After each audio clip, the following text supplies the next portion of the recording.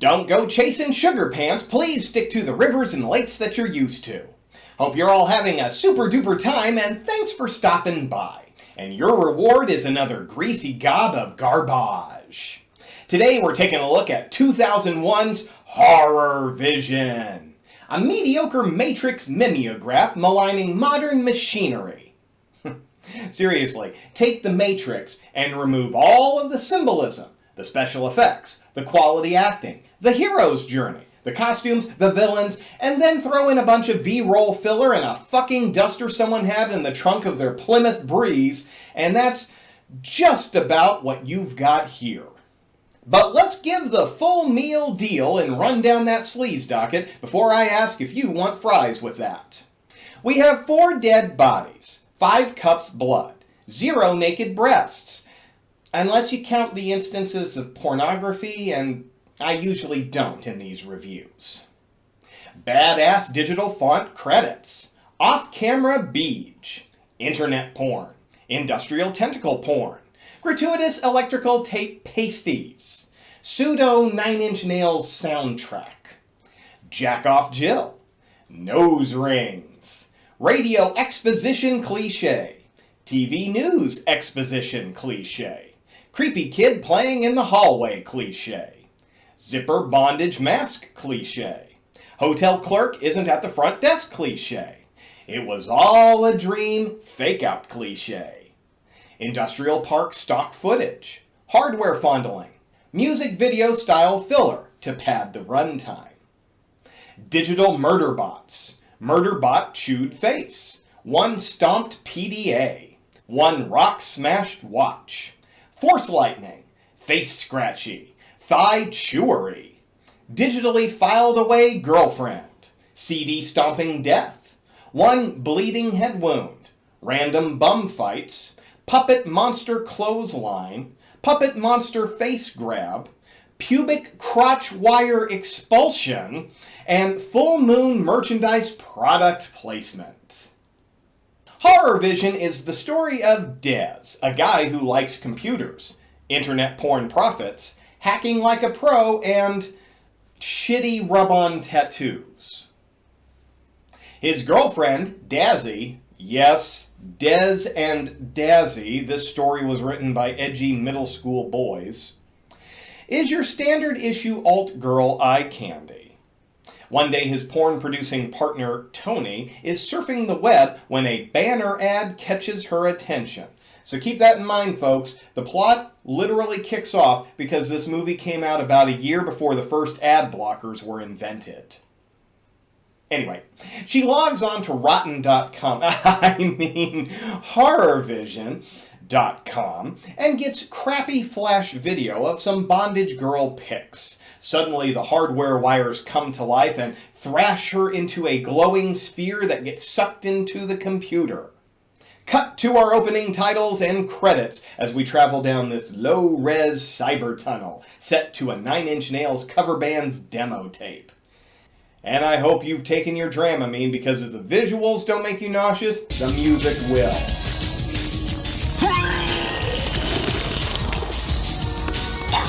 Dez is a sleepy boy who eventually gets up for the day, and we get a padding drive through industrial LA for the sole purpose of delivering literally 19 seconds of news radio describing a bloody stabbing attack that comes after yesterday's killing spree. Sounds like the radio is describing a much better movie. I wish we could flip over to that one instead. Eventually, the couple makes it to an apartment building where they find your standard issue creepy 90s kid playing with some discarded computer parts before heading up to Tony's room. 69, dudes! Tony doesn't answer, naturally, so Dez breaks out his lockpicks. Dazzy shames him for still having them, but then gets all gooey when he uses them. You're like fucking MacGyver with those. Ugh. Pick a fucking lane, girl.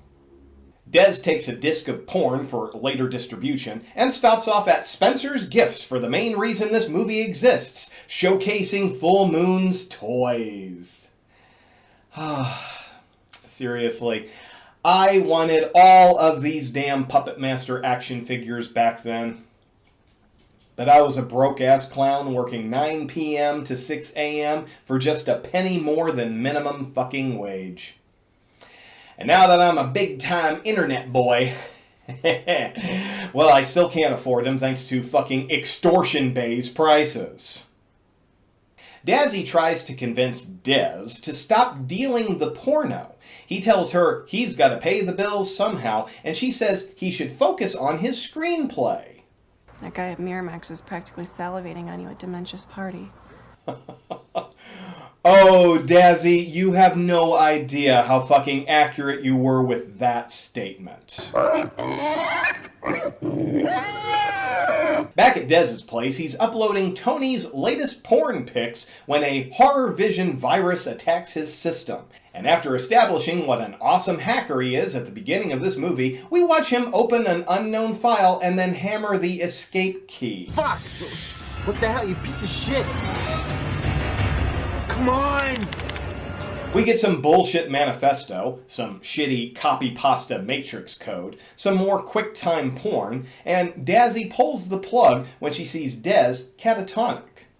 The electricity slowly digitizes her, or whatever, and she's sucked into the computer.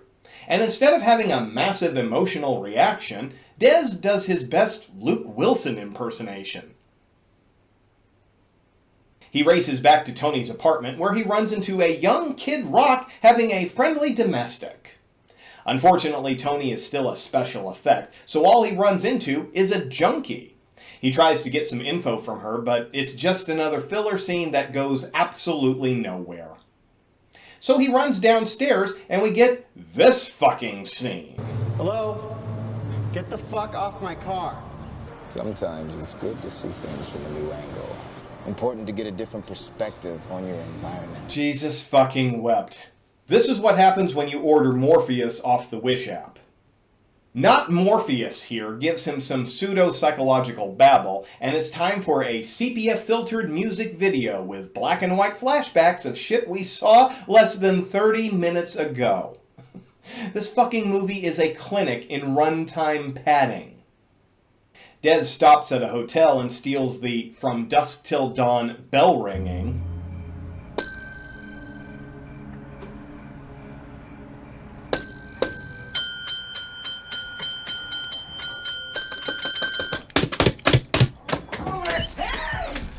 And yet he's such a pansy, he can't even be more masculine than George goddamn Clooney.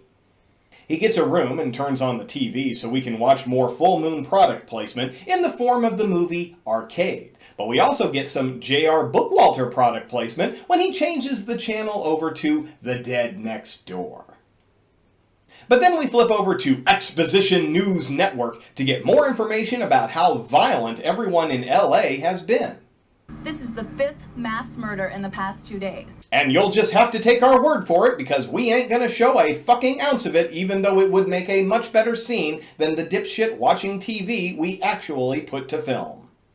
He falls asleep and a magical rolling killbot appears from his PDA, and we finally get something that looks kinda cool. Unfortunately, this cyber assassin is stopped by a hand towel, and Dez makes a run for it. The murder bot rolls out the door after him, but decides to attack the front desk clerk instead.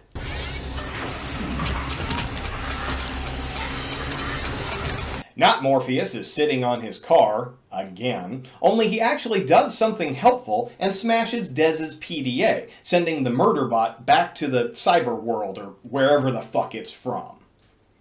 Not Morpheus gives some half-assed explanation about what's going on, but it's earth-shatteringly lazy and unacceptable. He says he found a list of targets that it considers dangerous, and that Dez's name was on it. Yes, so fucking dangerous. Which is why the assassin bot chose to kill some random hotel employee instead of continuing chasing after Dez, the dangerous target. They pull up to World headquarters of the downfall of mankind. And yet they seem to have absolutely zero problem getting inside. They meet up with some weirdo and toss out words like synth and ninja, and Church of the Divine Synths, like it means a goddamn thing to anybody watching. And Des jimmies the lock open. That's right, folks, the world headquarters to the downfall of mankind has a single door lock keeping people out. No deadbolts, no chains, no shutters, just a single key lock.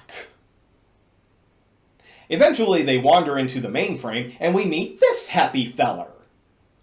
This is Wetwire, and he's the custodian to Manifesto. Again, the movie keeps saying shit like it means anything, but it never does. My library. Very impressive. Oh, I don't know. I was looking for something more in an 8-track or Betamax or maybe even wax cylinder. Looking over the CDs, he finds that his girlfriend didn't technically die. She was digitally filed away as data. She begs for help, but Wetwire says there's no undoing the digitization. And if there's anybody in this room that we can trust, it's the guy who works for the evil computer virus website thing that we've never fully explained yet. Daz smashes her disk, and Wetwire freaks out, crashing into the computer and blasting the freaky dude with force lightning. Suddenly, a murder bot attacks, and the dude disappears in a flash. But, you know, we've known him for like 27 seconds, so who fucking cares? Dez and not Morpheus run away and find a locked door. Someone throws the murder ball from off camera, and not Morpheus breaks out a sweet spinning roundhouse. Jesus fucking Christ. It chases them back to the mainframe where it starts chewing on Dez's leg. Not Morpheus does something, and the murder bot disappears. But it was all a dream.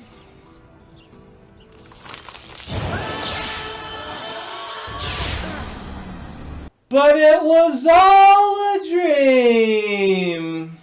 Last night, 26 people were shot in an apartment complex. This morning, an old man walked into a nursing home, quietly slitting the throats of 12 senior citizens. Sounds like something cool to see, but instead we're going to give you another 3-minute driving music video instead.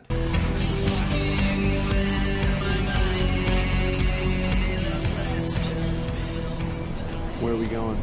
For fucking Christ's sake, your ass has been riding shotgun for 100 fucking miles of California desert, and you're just now asking that?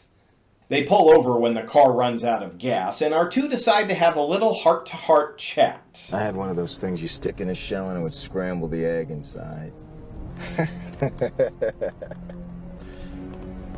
Those things didn't work. Yeah, who really gives a damn? I didn't eat eggs anyway. Oh, no. You do not get to wait until the 59-minute mark of a 73-minute movie and just now try to have our characters make an emotional connection. Fuck you, movie. You're leading me around like Obi-Wan Kenobi or some shit.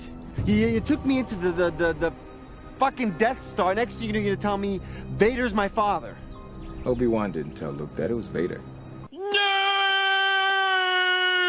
Dez demands some answers, and not Morpheus says he used to work for the company where the evil website launched all on its own. Manifesto created itself, born out of humanity's isolation and despair. So, Instagram?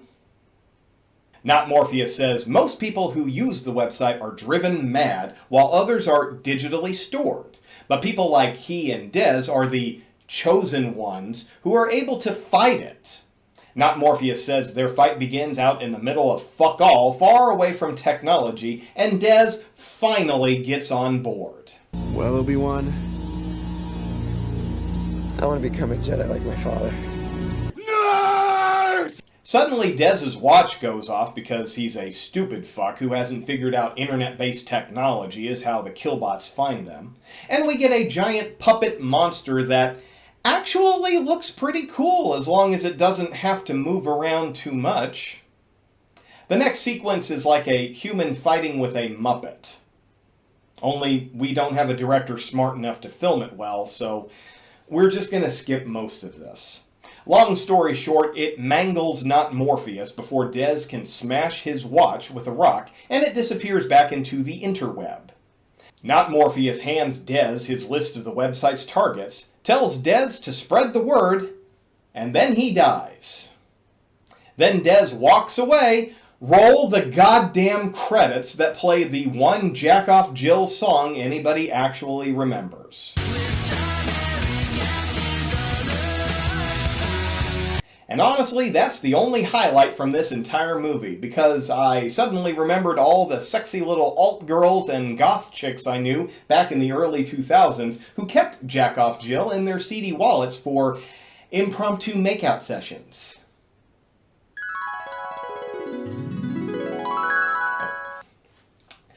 Honest to God, I feel like a parent, and this movie is my dropout stoner kid. Son, I'm not mad. I'm just disappointed. All the filler and time wasting aside, the biggest complaint for me is how the core concept could have made for a decent flick, but they chose to throw away their own ideas so that they could try to make a zero-budget Matrix ripoff. Not Morpheus says, Technology has reached a point where a lonely man in a remote cabin could share his bitter contempt on a global scale. And bullied teenagers could spew their angst-ridden guts for millions to see. The fact that this line is like 23 years old and still sounds like something we'd say today shows how close they came to being on to something. But it's basically the only line in this entire movie with any depth at all. Dez sees and hears the news talk about what a violent and hateful world has become, but he always turns it off. He's disaffected and ignores the problem until it directly affects him. And that's very typical and relatable. The problem is, Dez remains an incredibly small character in a world that we practically never get to see. So our main character is small, and the world is small. Well, what the hell is there for us, the viewer? We do get two instances of this world's violence, but neither of them are directly or even indirectly linked to the website at all. It just happens. There's the apartment hallway attack, and then we get a hand-to-hand fight during one of the music video drives. Everything else is told to us, not shown to us. Maybe instead of blowing so much money on Charles Band's murderous puppet fetish and whatever the fuck Wetwire was, they could have spent some more money showing some instances of human violence. Think of it like this. You've probably played a first-person shooter game where you run around looking for notes and audio logs that tell of what's happening in the world. Have you ever preferred that story delivery method over a cutscene? Of course not. Because why the hell should we listen and read about the world when the damn game or movie can actually show us? It just sucks how this movie basically has nothing for us. What we see in this movie is nothing more than the beginning of Dez's story. His adventure is set into motion, he meets a guide, and as soon as it's time for him to set out on an actual quest, it's over! All we get is his prologue, and they act like they've told an entire story. Horrorvision is any other movie's first 20 to 30 minutes. The two quote Star Wars, so let's use that as an example. Imagine if A New Hope rolled the credits the very moment Luke left Tatooine. Do you think there'd be a sequel?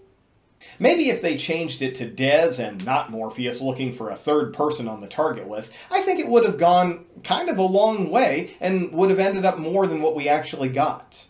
At the very least, it would give more reason for something to actually happen.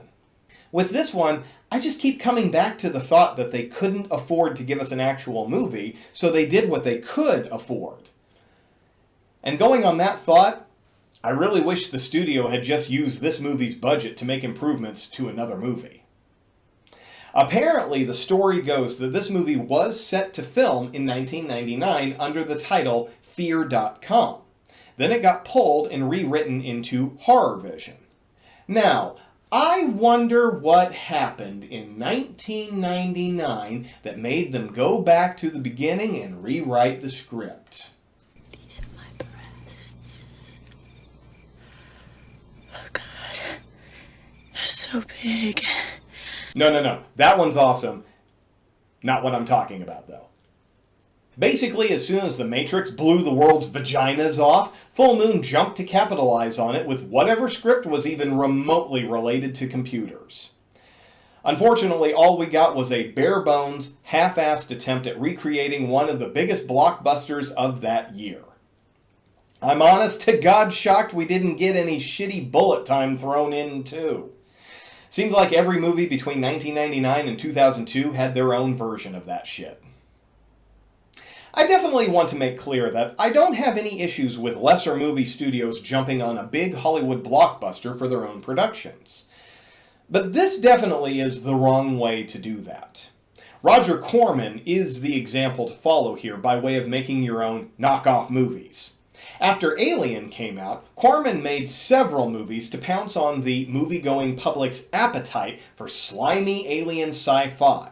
Some of them were better than others, but for the most part, each one was a full story that probably would have done fine even without the big-budget coattails leading the way. Full Moon Studios didn't even come close to doing that, and ended up with a shameless nothing of a product that had just enough evidence showing us exactly what they were trying to do. Probably goes without saying, but I won't be recommending this one. So file away another inferior film because it's time to say farewell for now, and until I greet you for some supplemental cinematic sludge from the substructure, this is your internet innkeeper Sugar Pants. See you in your dreams.